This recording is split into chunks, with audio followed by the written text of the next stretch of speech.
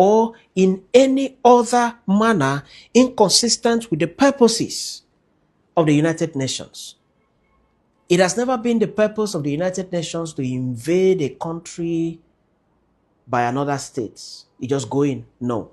So now, what President Trump ordered and authorized in America, does it qualify for the use of force? Does it qualify for threats? Is it within the purposes of the United Nations? We got to see that as we proceed. Now, the United States actions would only be lawful if, one, it is supported by a resolution of the United Nations Security Council. By the United Nations Charter, Security Council is expected to give resolution before the invasion of a country. There has to be that resolution, approved by the 5 members of the United Nations Security Council. So, if there was a resolution, then the attack on Venezuela would be lawful. 2, if the U.S. was acting in self-defense, U.S. has seen by intelligence and by the cameras, by the border, that Venezuela is almost moving into the United States through the borders to attack its citizens. Weapons of mass destruction, they have been stationed already by the borders and they're about being detonated. America gets wind of that and moves in immediately to destroy the weapons of mass destruction, to make them powerless, and also move into Venezuela to uproot the factory or the station where the weapons of mass destruction are being kept. America will be justified because that action is in self-defense and the United Nations Charter and international law sees it as lawful. The third would be if there was consent by the lawful government of Venezuela for the invasion. Remember that not long ago, Nigeria, America made some strikes in Nigeria. America did say that it had the consent of the government of Nigeria, and just before 24 hours was over, the Foreign Affairs Ministry of Nigeria also made a press release that truly America had been authorized to carry out the strikes. Okay, so consent. Without these 3 exceptions, any other action taken in Venezuela by America makes it unlawful, right? Now, at this point, it is clear that there was no United Nations Security Council resolution for the U.S. to intervene in Venezuela. There was none. It is also clear at this point that the U.S. has not been the victim of an ongoing or imminent act of aggression or attack by Venezuela. It is also clear that the attack was not authorized by the deposed president. The president could not have authorized an attack against his government. From every indication, therefore, the attack on Venezuela by America is against international law. It is completely against international law. So, if you define the U.S. actions in Venezuela as an act of force, remember, United Nations Charter talked about act of force, which truly it is. What happened in Venezuela is an act of force within the meaning of Article 2, Sub 4 of the United Nations Charter. Then the U.S. has engaged in a prohibited act since none of the justifications apply. None of the 3 justifications apply. United Nations resolution, consent, and acting in self-defense. None applies. America has therefore committed the crime of aggression under international law, which is unlawful use of force against another country. The president represents the country.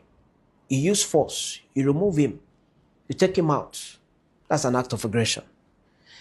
Aggression is highly prohibited under international law. International law, United Nations Charter, aggression is highly prohibited. Now, what if it was just a law enforcement operation? Now, America has defended this action. If you listen to the press conference, if you watch the press conference, you would see that the Secretary of State, Marco Rubio, described the Venezuelan president as a fugitive of American justice, somebody that was running away from justice, that he was involved in narco-terrorism, shipping had drugs into America. America was looking for him and all of that. Okay? He has justified it to say that it was not the use of force, but rather law enforcement oppression. That America moved in to arrest someone that has been terrorizing America through the use of drugs, through the shipping of drugs into America. And that it wasn't the use of force, it was about law enforcement. Now, what then will be the position if the intervention was not the use of force as defined by the United Nations Charter, but merely law enforcement oppression? Here is the answer, right? One has to take into account the oppressions, a number of factors, okay? One of which is the scale of the oppression.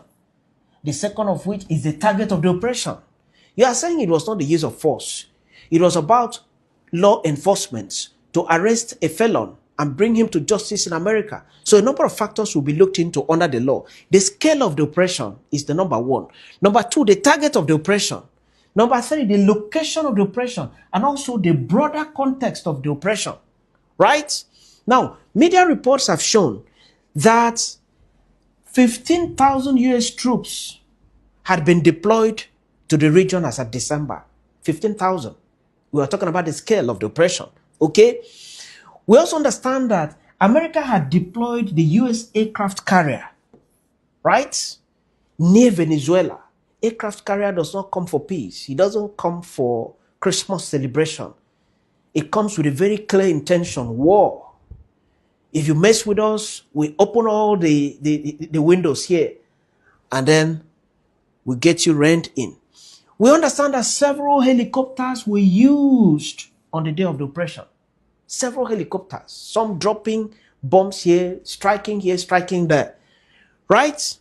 We also understand that approval for the operation came from the highest US authority, the president. And President Trump never minced words about it. He said he authorized it, right? The target was the president of a sovereign state. Remember, we made mention of targets. And was executed against the background of an unfriendly relationship between the two states. Right? Now, in this context, it is hard to see how these can be anything other than the use of force. Look at the scale, look at the target, look at the location, look at the broader context. 15,000. Plenty helicopters. We're also talking about aircraft carrier. In this context of all of this, it is hard to see how these can be anything other than the use of force within the meaning of Article 2 of the United Nations Charter.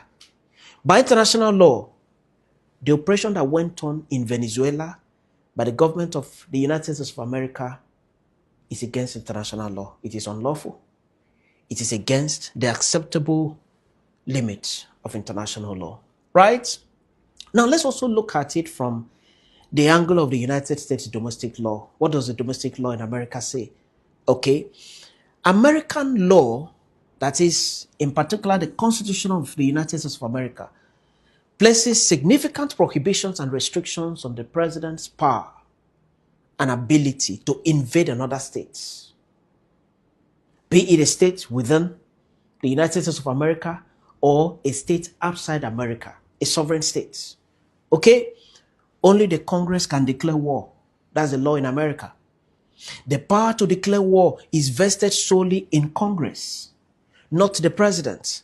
The president is the commander-in-chief of the armed forces and has the authority to deploy the soldiers to go address an emergency situation, something that is almost getting out of hand. The president sends soldiers to go, maybe one of the states in America, address the situation and get back to the barracks. Okay?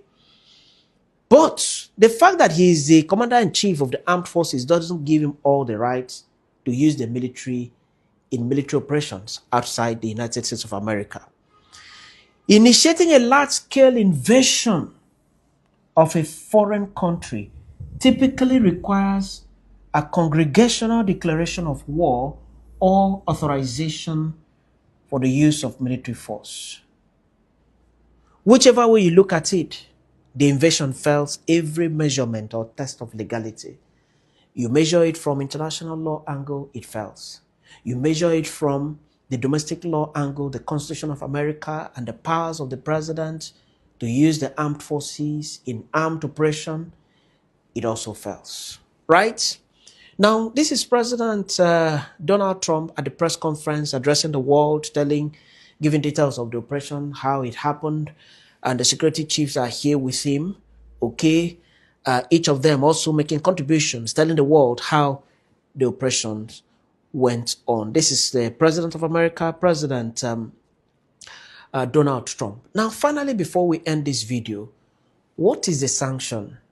If the United Nations comes to the conclusion that America has violated international law by the invasion, if that is done, what the United Nations normally does is to prescribe sanction against the state that has violated international law.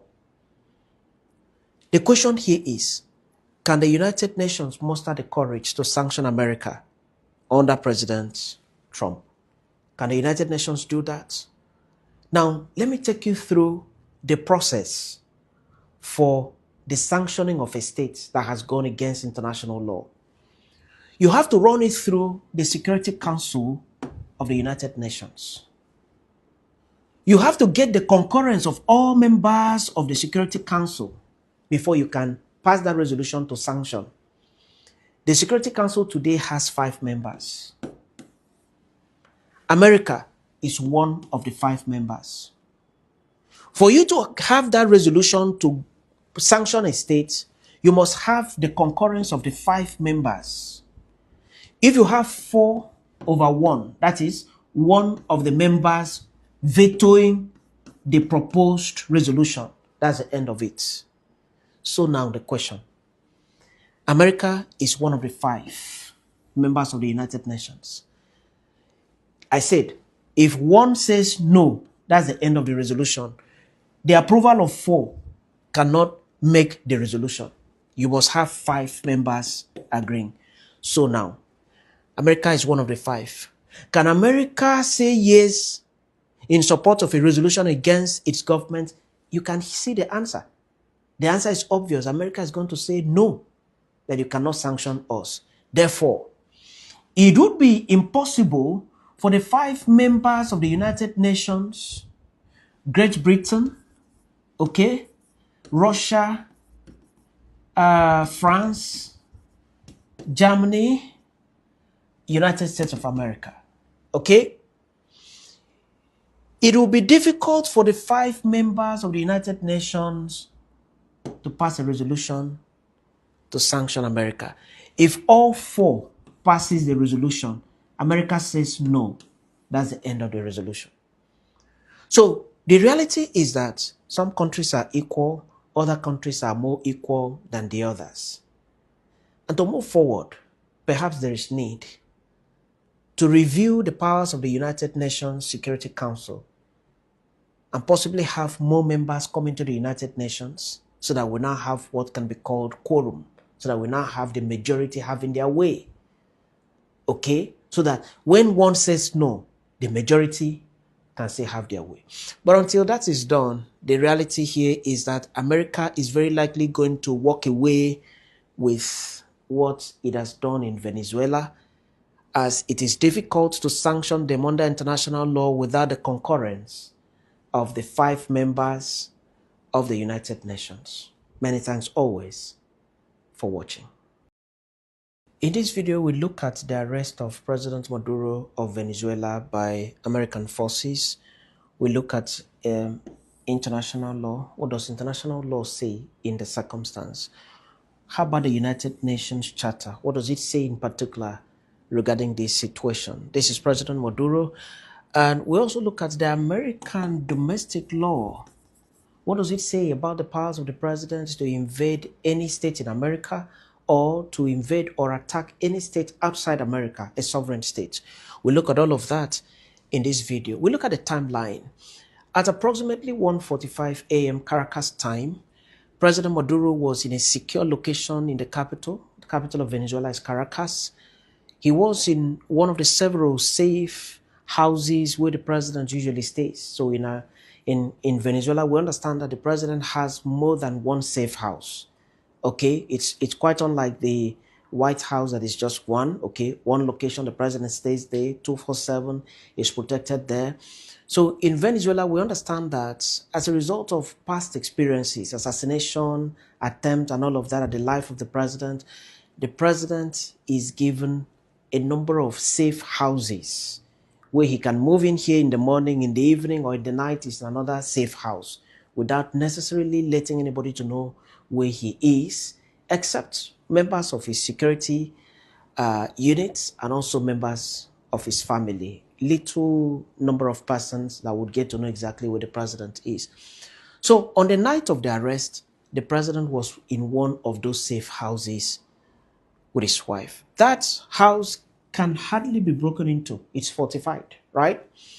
Now, at 2 a.m., the first explosions were heard across Caracas, okay? We heard the American forces dropping bombs, dropping explosions here, there. We now understand that that was diversionary. That was intended to distract the attention of the security forces in Venezuela, move all of them to the area of attack for them to see how they can cordon off and take charge of the situation, while the other operation was going on at a place that none of them ever suspected. So these strikes were diversionary. While the security forces scrambled to cordon off and take charge of the areas attacked, a much smaller and not controlled operation was taking place elsewhere. That elsewhere was the residence of the president at the time. A team of Delta Force operators, commandos of the American Army, transported by stealth helicopter, landed at the exact location of President Maduro. The president has several of such houses, safe houses that he normally stays. But on this night, the American forces were able to go directly to the exact location where the president stays. How did they do that? You get to know, right? Note that this was a safe location not often disclosed to anybody except bodyguards and members of the family. According to sources familiar with the operation, one of which is Prime News in America, right? These American commandos did not have to fight their way in. They walked in. They never fired any shots. They never had it so hard to go in. They simply walked in. How was that possible? You get to know. The guards on duty had all been told to stand down. Who tells the guards to stand down? Can it be a foreign commander telling the guards of another country to stand down? No. It is often a familiar voice that tells the guards to stand down. The security cameras had all been disabled. Alarm systems had been deactivated. The guards on duty surrendered without firing a shot. Not a single shot was fired. They had arms, but they never fired a shot. What does that tell you? Huge compromise. Now, Maduro was arrested together with the wife. The entire operation lasted less than 20 minutes. And in no time, Maduro and the wife were loaded into a waiting aircraft and then flown out. Before the military in Venezuela and other security forces could understand what was going on, the helicopter carrying the president and the wife was already crossing into the international airspace where Venezuela has no control.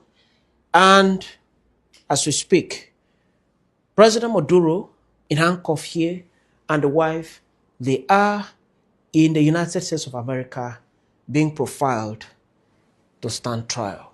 Now, you ask the question, how did America go in and arrest the president of a sovereign nation and go out without any shot being fired? No shot was fired. Here is the answer. By infiltration of Maduro's inner security. Go back in history. One of the easiest ways to arrest powerful people, one of the easiest ways to disarm powerful people, whether during wartime or peacetime and all of that, is by infiltration of the inner circles, the friends, the associates, the security of that powerful man. That's one of the oldest tricks in the world. And that trick was played against Maduro in Venezuela. The story has it that the first thing that was done by the American forces was to find members of Maduro's security circle who were willing to play ball. You play ball when you compromise and you are paid for it. Okay? 3 bodyguards were identified. 1, a senior member of Maduro's security team in his late 80s, whom we understand had a sick daughter. He needed money to send a sick daughter for treatment. The people that contacted him made that very possible treatment of the daughter and all of that for him. The second person was a younger guard who was simply ambitious and needed better opportunities. So he was brought in, he keyed in, and worked effectively for the American forces.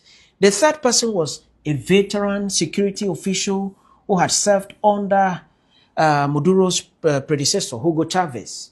So he served in the previous administration and was also considered fit to serve in this administration, that is, in Maduro's administration.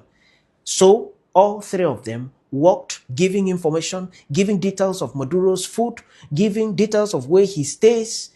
You know, every movement of Maduro was being communicated to the American forces, okay, for them to be able to use in planning and executing